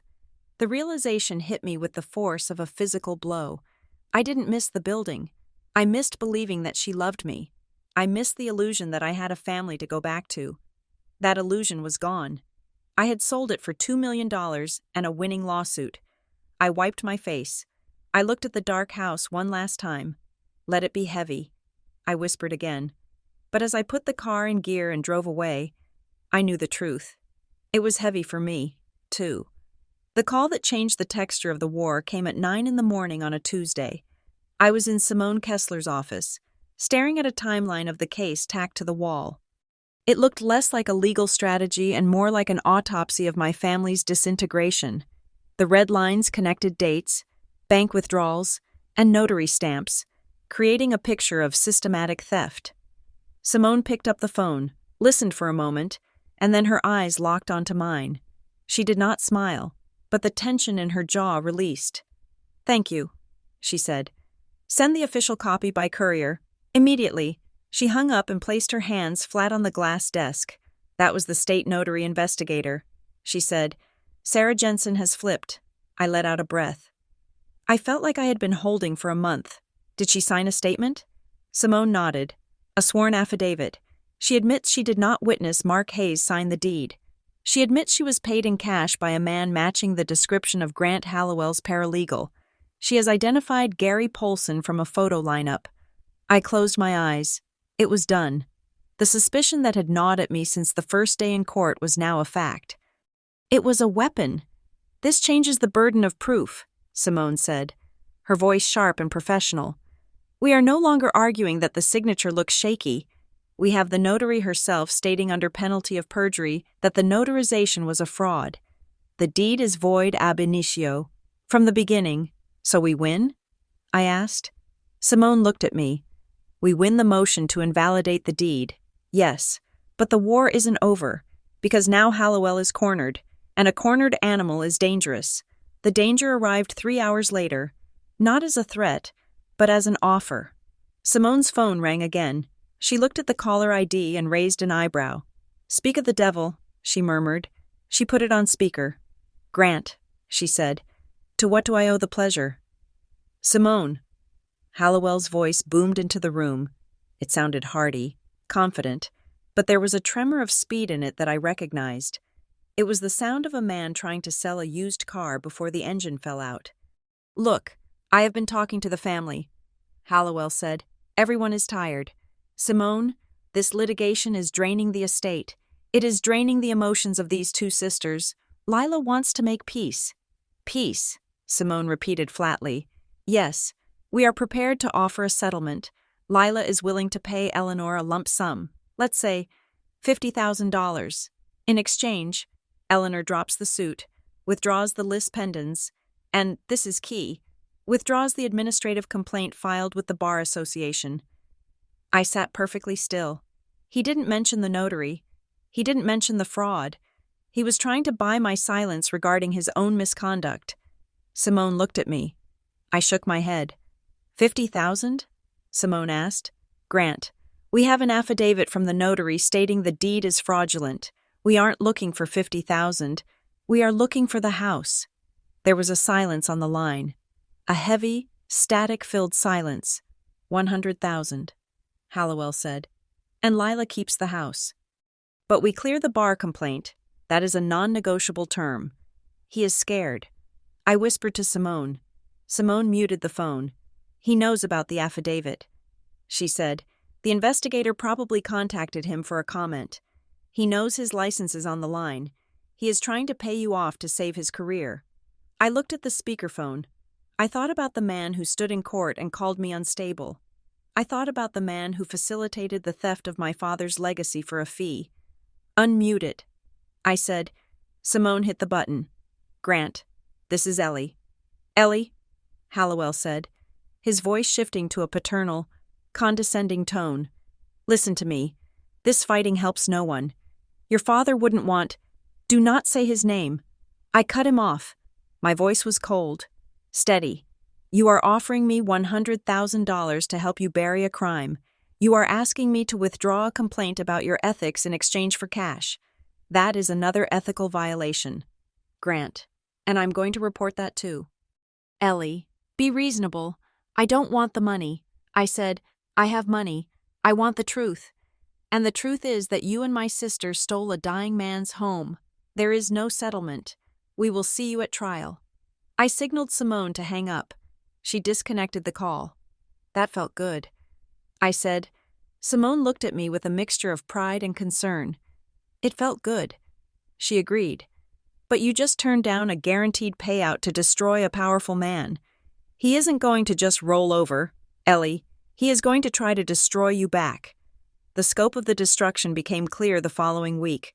I had authorized Simone to look deeper into Hallowell's practice, and what she found kept me awake at night, using the name of the witness, Gary Polson, and the pattern of the mailbox service.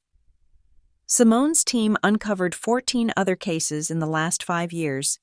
They all followed the same script. An elderly person died or was incapacitated. A distant relative or a helpful neighbor suddenly produced a deed or a modified will. The documents were always notarized by one of 3 notaries who had since lost their commissions or vanished. The witness was always Thomas R. Clark. It wasn't just Lila. Lila was just a client who walked into a store that sold stolen inheritances. I sat in Simone's conference room, looking at the stack of files. 14 families. This is a machine. I said, it is elder-adjacent exploitation.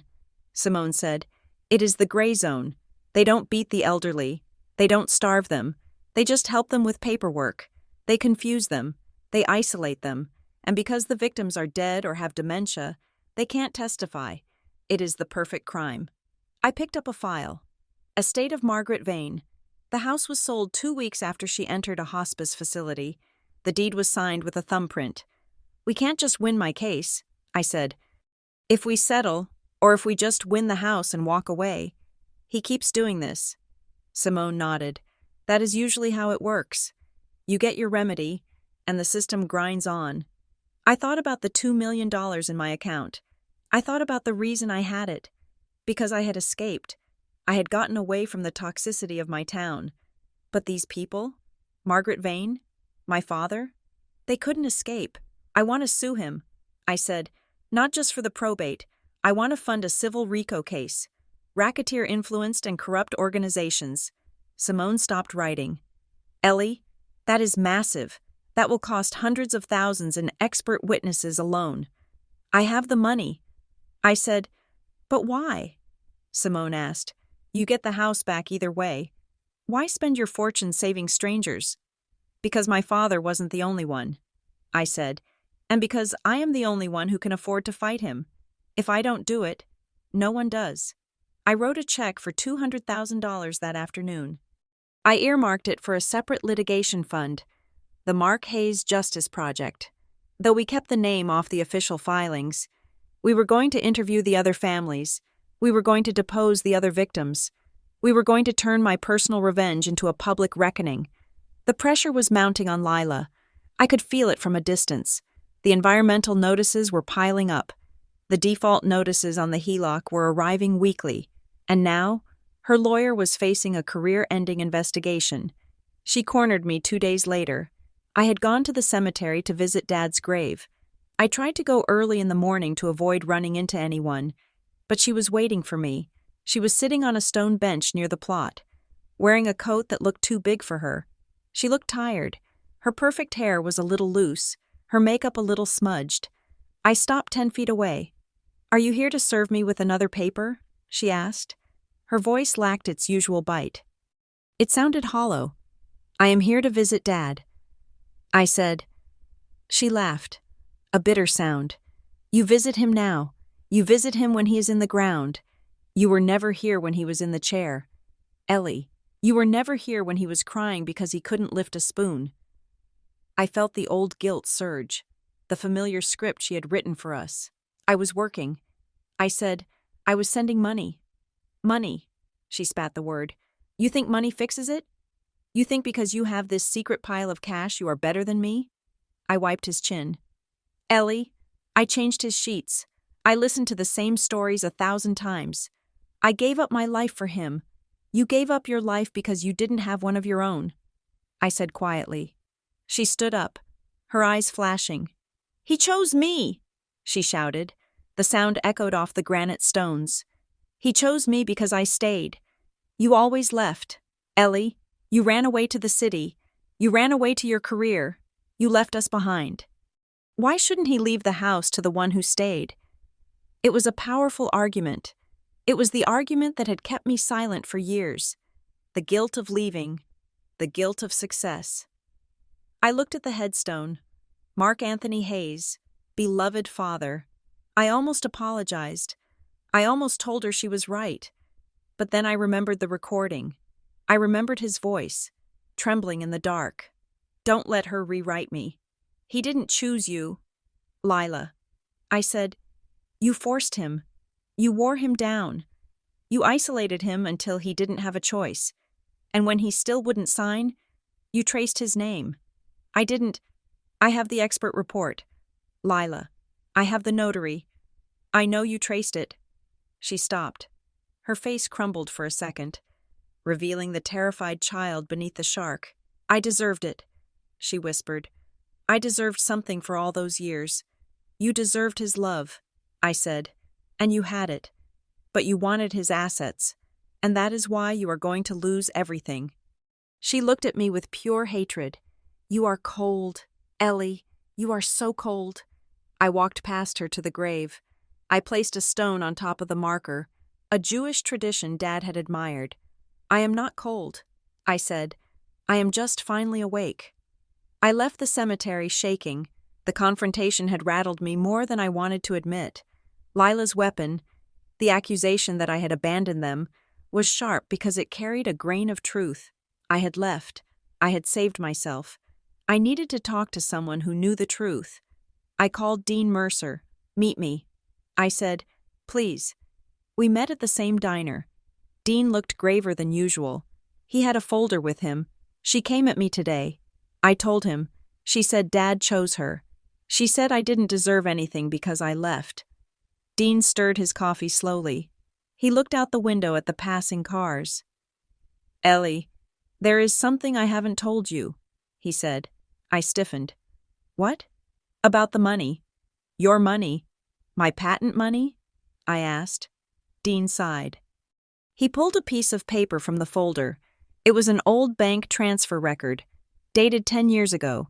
You started your software company in 2015, right? You told me you got an angel investment, $50,000 from an anonymous donor to get the prototype built. Yes, I said. It was a microgrant. I never knew who sent it. I thought it was a tech incubator. It wasn't an incubator. Dean said. He slid the paper across the table. I looked at the transfer. The source account was a liquidation of a generic mutual fund, but the signature authorizing the transfer was familiar. Mark A. Hayes. I stared at the name. The world tilted on its axis. He sold his truck, Dean said softly, and he cashed out his small IRA. He told me to route it through a shell company so you wouldn't know, he said. If she knows it's from me, she won't take it. She's too proud. She wants to make it on her own. I put my hand over my mouth. Tears pricked my eyes, hot and fast. He gave me the seed money? I whispered. He gave you the latter, Dean said. He knew Lila would never leave. He knew she was stuck here, in this town, in this house. But he saw you. He saw you suffocating. He wanted you to fly. Ellie, he gave you everything he had so you could get away. I looked at the document. $50,000. That money had allowed me to quit my waitress job. It had allowed me to build the code. It had grown into the $2 million I now held. My fortune wasn't just my hard work. It was his sacrifice. He didn't choose Lila. Dean said firmly, he loved her. Yes, but he invested in you. He trusted you to build a life. And he trusted that if things ever got bad, you would be the one with the strength to fix it. The $2 million isn't luck. Ellie, it is his last act of trust. I sat there, weeping silently in the diner booth. The guilt that Lila had tried to pile onto me dissolved. I hadn't abandoned him. He had launched me. He had sent me out into the world like a message in a bottle, hoping I would survive. And I had. And now I was back to save his name. The next day, I went to Simone's office with a new resolve. I told her about Dean. I told her about the money. She listened, her expression softening. That explains a lot. She said, it explains why he fought so hard to keep the house from Lila. He felt he had already given you your inheritance, but he didn't want Lila to steal the rest through fraud. He wanted it to be fair. She opened her laptop. But we have a problem. Ellie, a strategic one. What? The HELOC, she said. I frowned. What about it? Lila is in default. We are squeezing her. Yes, Simone said. But if we proceed with this civil RICO case, if we expose Hallowell's entire criminal enterprise, every transaction involved in this estate is going to be scrutinized by the federal authorities. So, you bought the debt on your own father's house through a shell company while acting as a potential administrator of the estate. I bought it to stop her from refinancing. I said, I know that. You know that.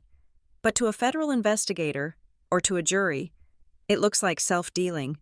It looks like you manipulated the financial situation to force a foreclosure so you could get the house cheaper. It violates the clean hands doctrine. She leaned forward. If Hallowell figures out you own Red Creek Holdings, he will scream it from the rooftops. He will say you are just as manipulative as Lila. He will say this is a war between two greedy sisters, not a fight for justice. It could muddy the waters enough to let him escape. I thought about it. I thought about the risk. So what do I do? Sell the note? No. Simone said, you hold it, but you have to be prepared. If you are asked under oath, in the deposition or at trial, if you have any financial interest in the property's debt, you have to tell the truth. You have to admit you are the bank. And if I admit it, then we look like sharks, Simone said. But honest sharks, I nodded. I won't lie. Simone, I am done with secrets. If they ask, I will tell them. I bought the debt because Lila wasn't paying it. I bought it to protect the asset. Simone studied me. You have changed, Ellie. When you walked in here, you were afraid of your own shadow. Now you are ready to stand up in federal court and admit to buying a distressed mortgage to crush your sister. I didn't crush her. I said, she crushed herself. I just bought the wreckage. The trial was scheduled to begin on a Monday. On Sunday night, I was at my rental apartment, organizing my clothes for court. I had chosen a black suit, severe and simple. I wanted to look like the truth. It was raining again. a heavy, rhythmic drumming on the roof. There was a knock at the door. I froze. I wasn't expecting anyone. Simone would call. Dean wouldn't come this late. I walked to the door and looked through the peephole. The hallway was empty. I opened the door. There was no one there. But on the doormat, sitting in a puddle of water, was a manila envelope. It had no return address. It had no stamp. It had just been dropped there. I picked it up. It was damp. I brought it inside and locked the door. My heart hammering, I opened it. Inside was a single document. It was a photocopy, grainy and slightly crooked, as if it had been copied in a hurry. Last Will and Testament of Mark Anthony Hayes. I scanned the date, October 10th, 4 days before the fraudulent deed. 4 days before he died. I read the text. It was standard legal boilerplate, but the distribution clause stopped my breath. I, Mark Anthony Hayes, being of sound mind, hereby leave my entire estate, real and personal, to be divided equally between my daughters, Eleanor and Lila. However, I appoint my daughter Eleanor Hayes as the sole executor of this estate, with full authority to manage, sell, or retain assets as she sees fit. Knowing she will act with integrity, I stared at the words. Knowing she will act with integrity, I looked at the signature line. It was blank. It was an unexecuted draft. I turned the page. There was a sticky note attached to the back. Written in a handwriting I recognized. It was spiky, aggressive. It was Hallowell's handwriting. I had seen it on his motions. The note read, "Do not let him sign this. If she gets executor power, she will see the withdrawals. Pivot to the deed strategy." My hands shook. This was it. This was the proof of the conspiracy. This wasn't just a draft. This was the document Hallowell had suppressed. Dad had wanted to sign this.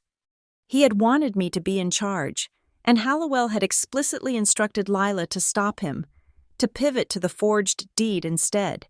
But who sent it? I looked at the envelope again. There was nothing.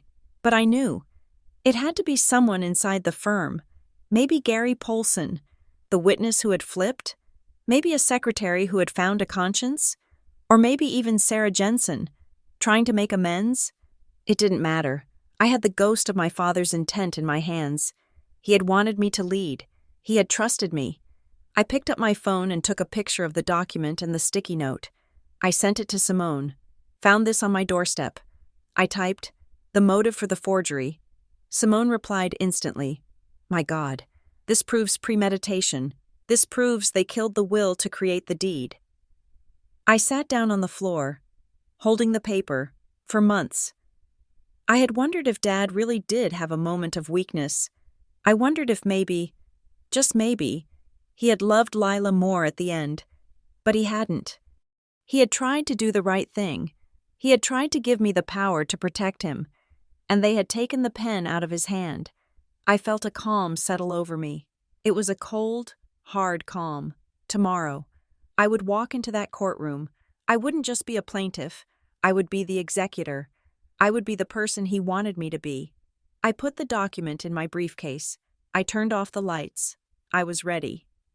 The morning of the trial was bright and brittle, the kind of winter day where the sun shines without heat. I arrived at the courthouse early, before the doors even unlocked. Standing in the cold with Simone Kessler, she wore a charcoal suit that looked like armor. I wore the same navy blazer I had worn to my father's funeral. It felt appropriate. We were here to bury something. After all, the media presence had grown. What started as a local probate dispute had mutated into something more sensational thanks to the rumors of a bar complaint against Grant Hallowell. Legal bloggers and a reporter from the city paper were huddled near the steps, their breath steaming in the air.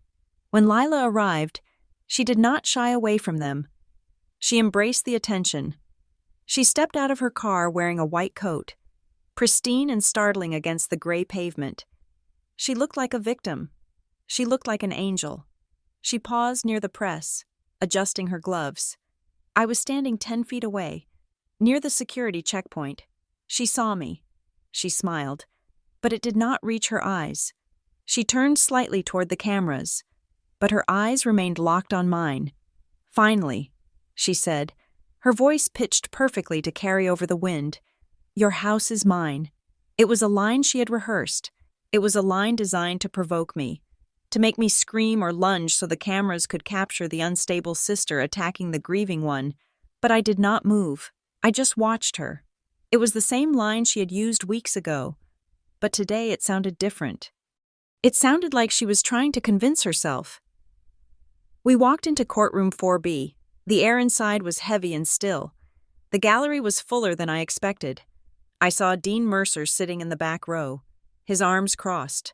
I saw Marin Doyle next to him, my witnesses, my anchors. Grant Hallowell sat at the defense table. He looked diminished. His tan seemed sallow, his suit a little too loose.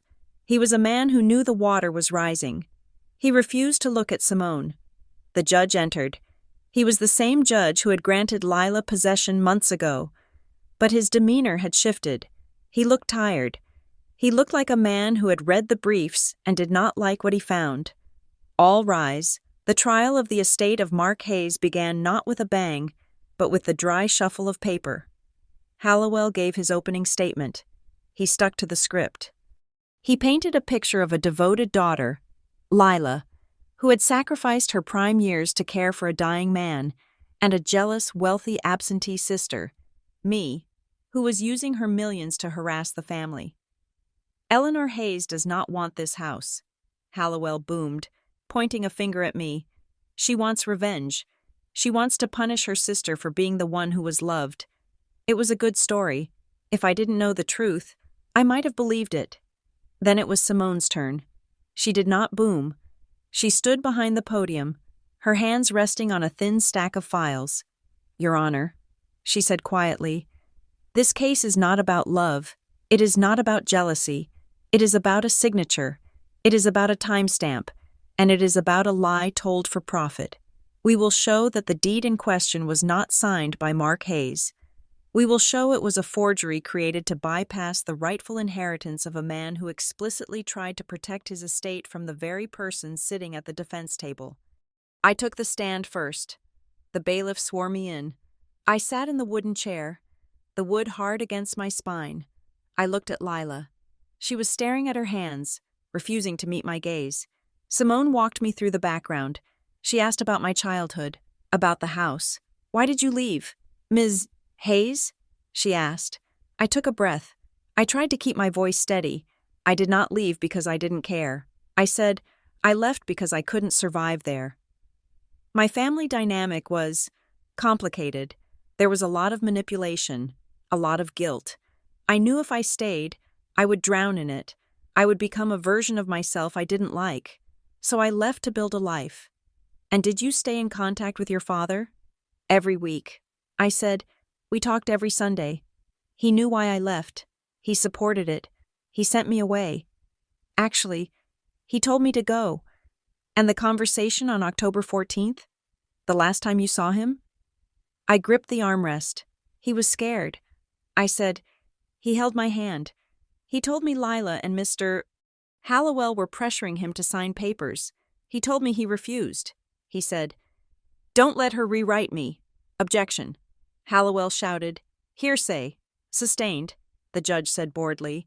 "The jury will disregard the quote," but the words hung in the air. "You can't unhear a dying man's plea." Hallowell cross-examined me for an hour. He tried to rattle me. He asked about the $2 million.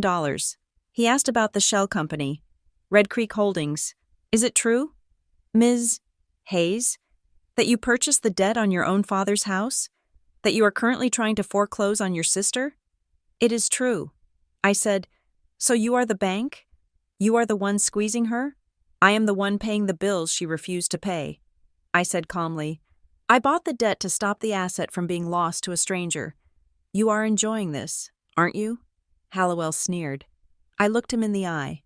"There is no joy in this, Mr. Hallowell. Only cleanup." I stepped down. I hadn't broken. I hadn't cried. I had just told the truth. Then came the parade of evidence. Simone called Sarah Jensen, the notary. Sarah looked terrified. She wore a cheap suit and kept glancing at the back of the room as if expecting the police to burst in. "Did you witness Mark Hayes sign this deed?" Simone asked. No, ma'am, Sarah whispered. Did you stamp it? Yes. Why? I was paid. $200. A man brought it to me at a gas station. Lila stiffened at the table. Hallowell closed his eyes. Then came the forensic expert.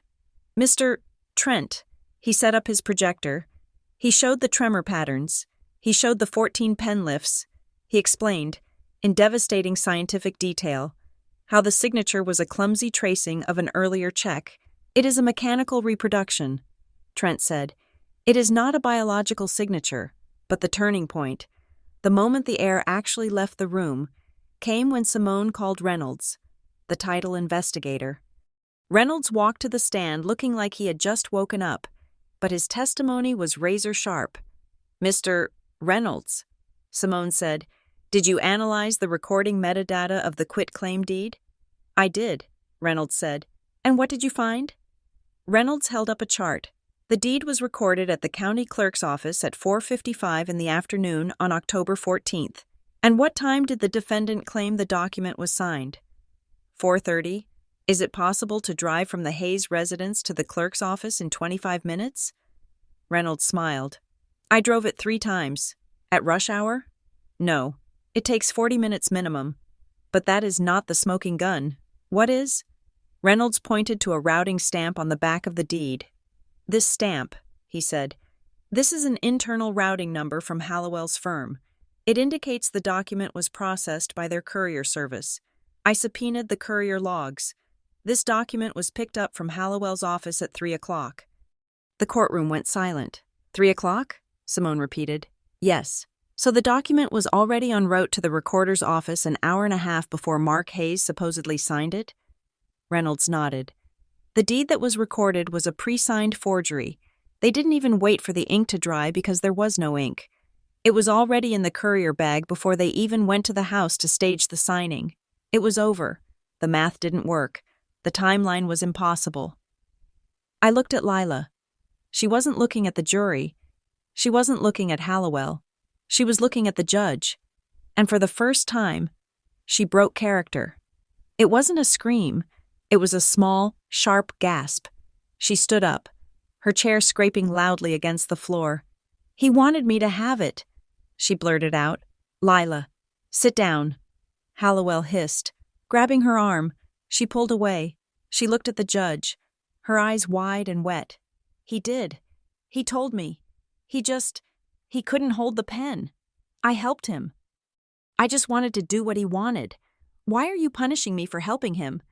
She sounded like a child. She sounded 5 years old, explaining why she had broken a vase.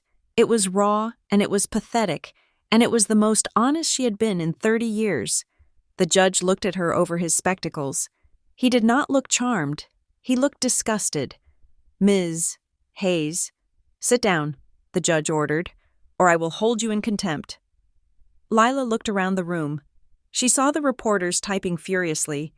She saw the gallery staring. She saw me. She collapsed back into her chair, burying her face in her hands. The polished, stylish Victor was gone. All that was left was a frightened woman in a white coat that was now stained with her own tears. Hallowell tried to call a recess. The judge denied it. I have heard enough. The judge said. He didn't even wait for closing arguments. In a bench trial for probate, the judge has broad discretion, and he exercised it with the speed of a guillotine. The evidence is overwhelming, the judge said, his voice echoing in the silence. The testimony of the notary, the forensic analysis, and the logistical impossibility of the recording timeline lead to only one conclusion. The quitclaim deed dated October 14th is a forgery. It is void ab initio. He turned a page in his notebook. I am issuing an order returning the property to the estate of Mark Hayes immediately. Possession is granted to the executor named in the draft will, Eleanor Hayes, pending formal probate. He looked at Hallowell. Furthermore, given the testimony regarding the notary and the witness, I am referring this matter to the district attorney's office for investigation into fraud and forgery. Mr. Hallowell, I am also submitting a formal complaint to the state bar regarding your conduct in this courtroom. Lila let out a sob. Hallowell packed his briefcase in silence. his hands shaking. "This court is adjourned." Gavel. It was done. The room erupted in noise. Reporters shouted questions. Dean Mercer leaned over the railing and squeezed my shoulder. Marin hugged me. I stood still. I felt light, but not happy. It was the lightness of a fever breaking, leaving you weak and shivering. I walked toward the exit. The bailiffs were escorting Hallowell out a side door to avoid the cameras. Lila was left alone at the table. She stood up as I passed. Her face was ravaged. The mascara was running. The facade was completely gone. She stepped into the aisle, blocking my path. "Ellie," she said. I stopped. I didn't step back. "You won," she whispered. "Are you happy?" I looked at her. I looked at the sister who used to braid my hair. I looked at the enemy who had tried to erase me. "I am not happy, Lila. I am just finished." She stepped closer. Her voice dropped to a hiss, vibrating with a toxic mix of fear and rage. "If you do this, if you let them investigate, you end me. I have nothing. Ellie, I have debt. I have the EPA fines. I have no house. If they charge me with fraud, I go to jail." She grabbed my sleeve. "You end me." I looked down at her hand on my arm. I gently removed it. "You ended us years ago." "Lila," I said softly, "when you decided I was a stranger instead of a sister, when you decided to steal from a dying man." I stepped around her. "I didn't do this." I said, not looking back. "I am just documenting it." I walked out of the courtroom and into the hallway. The cameras flashed, blinding white light. I ignored them. I pushed through the doors and out into the cold winter air. I went straight to the house. I had the keys now. The judge's order was effective immediately. I had a locksmith meet me there, just in case. But the door was unlocked. Lila had fled in such a panic she hadn't even secured it. I walked inside. The house smelled of lemon pledge and something stale. The furniture was the same, but it felt different. It felt temporary. Lila had staged it, but she hadn't lived in it. Not really. I walked into the living room. Dad's recliner was gone. The spot where it used to be was empty. The carpet indentations still visible like footprints. I walked into the kitchen. The table where we used to eat breakfast was covered in mail. I picked up a stack. Notice of default. Department of Environmental Protection. Final notice. Collection agency. It was a graveyard of debt. I walked to the back door and looked out at the yard. The grass was overgrown. The spot where the oil tank was buried was marked with orange spray paint from the investigator. It looked like a wound in the earth. I touched the doorframe. I waited for the feeling of triumph. I waited for the surge of satisfaction that comes from defeating your enemies. It didn't come. Instead, I felt a heavy, steady calm. It was the feeling of stepping out of a storm into cold air. The noise was gone. The fighting was over. But the house was just a house. It wasn't a symbol anymore. It was just a pile of wood and drywall that needed $70,000 of environmental remediation. I had won the war, but I was standing in the ruins. I went to the front hallway and sat on the bottom step of the stairs. I closed my eyes. Finally, I thought, your house is mine. But it didn't feel like mine. It felt like a museum of regrets. There was a knock at the door. I opened my eyes. I thought maybe it was Lila coming back to scream, or maybe Mrs. Gable bringing a casserole. I stood up and opened the door. 2 men in dark suits were standing on the porch. They didn't look like locals. They didn't look like lawyers. They had the hard, neutral expressions of federal agents. "Eleanor Hayes?" the taller one asked. "Yes." He held out a badge. "Federal Bureau of Investigation, Financial Crimes Division." My heart skipped a beat. "Hallowell." I thought, they are moving fast on Hallowell. "We need to speak with you regarding the estate of Mark Hayes." The agent said. I nodded. "Of course. I just came from the trial. The judge referred the fraud to the DA. If this is about Hallowell..." The agent cut me off. He pulled a folded document from his jacket pocket. "This isn't about Mr. Hallowell. Ms. Hayes, this is a subpoena for your records." "My records?" "Specifically," the agent said, checking the paper. "Records related to a company called Red Creek Holdings. and records regarding the source of funds transferred from an offshore account in the Cayman Islands to purchase a distressed debt instrument on this property. The world stopped spinning. The cold air from the open door seemed to freeze my lungs. I don't understand. I stammered. I bought the note. It was legal. My lawyer said, structuring financial transactions to obscure the source of funds is a federal crime, the agent said, his voice void of emotion. And using interstate wire transfers to purchase debt on a property you are litigating can be construed as wire fraud if the intent was to manipulate the asset's value. He handed me the paper. We are looking into the entire network. Ms. Hayes, Hallowell, the notary, the shell companies, and you. I took the paper. It was heavy. You won the house, the agent said, looking past me into the empty hallway, but the investigation into the money is just beginning. Don't leave the state. He turned and walked away. The other agent followed. They got into a black sedan and drove off. I stood in the doorway of the house I had fought so hard to reclaim. I held the subpoena in my hand. I had wanted to destroy Lila. I had wanted to use my money as a weapon.